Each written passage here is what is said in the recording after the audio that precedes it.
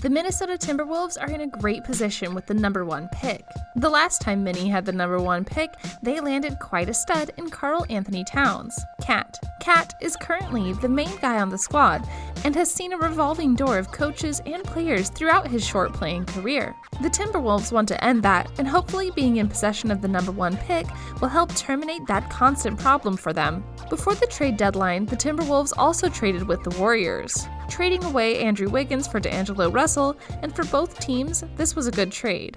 This is because the Warriors can use Wiggins to package with their number 2 pick to trade for a superstar, and the Timberwolves can package their number 1 pick plus anyone not named Karl Anthony Towns and D'Angelo Russell for some more firepower to heat up the cold Minnesota nights and create a big 3. Just like the Warriors, a lot of the guys they could use or want on their teams would overlap as the same person. So, believe it or not, the same player would fit just as well in Minnie as they would in San Fran. But before we jump in, please remember that if you've enjoyed the video thus far and can't wait to see who the Minnesota Timberwolves should target for a trade in exchange for their number 1 overall pick, please remember to hit the like and subscribe buttons and make sure to tell your friends and family about the journey we are about to embark on. Now, let's dive in a bit deeper. When you think of good additions, you not only think of how well they'll fit into the system that you're trying to implement, but also trying to make sure that they can bring in the right energy and chemistry, because allowing someone toxic to enter the locker room can do years of damage and can take a lot of energy, time, and money to reverse. So with that said, a player who can check off both of those categories is Mr. Bubble MVP, Devin Booker. When he's not hobnobbing and hanging out with Kendall Jenner, some of his closest compadres off the court are D'Angelo Russell and Karl Anthony Towns. Their friendship was on full display when all three, with their respective teams' jerseys on, all appeared on the cover of Slam magazine at the beginning of this year.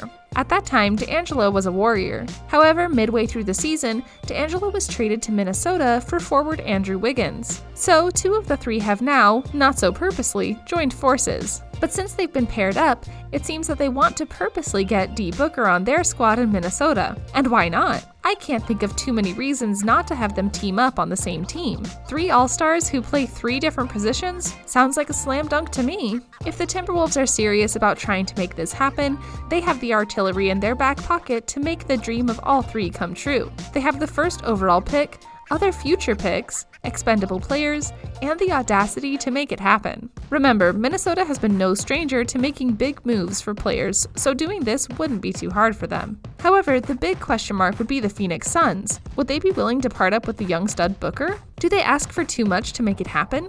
They have a great young core with Booker, Ayton, who I am off the walls excited about with his potential, and Kelly Oubre, who is sneaky good. Not to mention their vet, Rubio, who makes whatever team he goes to a contender. And the way they ended playing in the bubble? How could you not want to see what they can do together next year? Either way, I can see them highly pursuing Devin Booker this offseason. Now, as far as another option goes for Minnesota, allow me to be a contrarian and get personal with this one. As a beat-up, tethered, and long-suffering Knicks fan, I do not get excited about anything anymore.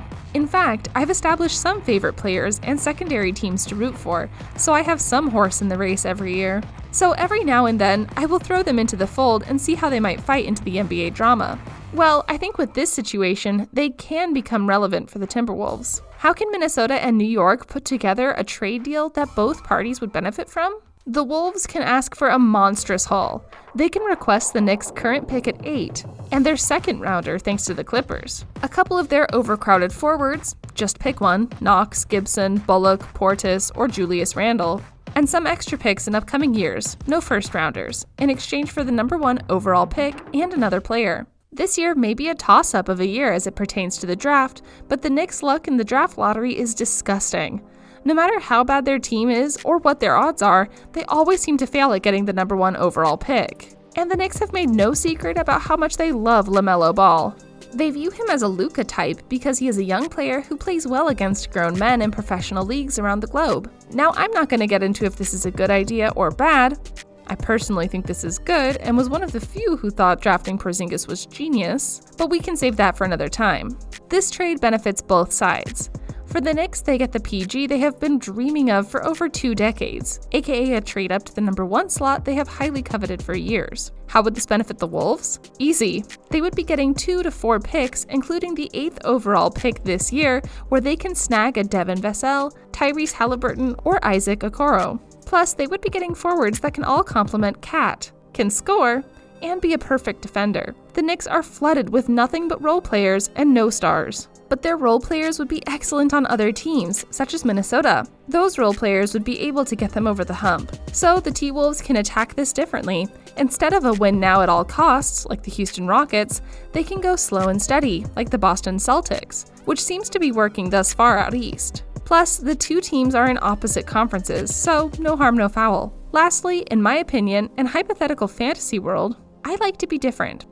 Now, different doesn't always work, but it can here. That's why I think another big move the T-Wolves can make is trading for Donovan Mitchell. A trio of Mitchell, Russell, and Cat would not only be a formidable one, but it would be tough to stop. Donovan would play shooting guard and help spread the floor for all the guys. He's also no stranger in playing with a strong PG like D'Angelo. He's played alongside Rubio and Conley, so he knows how to coexist with them. Also, from their guards all the way to Cat, they can all shoot three-point shots and make the defense work while creating lanes. I know Devin Booker, TJ Warren, and Damian Lillard got a lot of love in the bubble, but all of those guys are either not in the playoffs, got swept out of the playoffs, or are about to be ousted from the playoffs. The name who should be on this list is Donovan Mitchell, and he has been leading his team over a very, very strong Denver squad in the first round.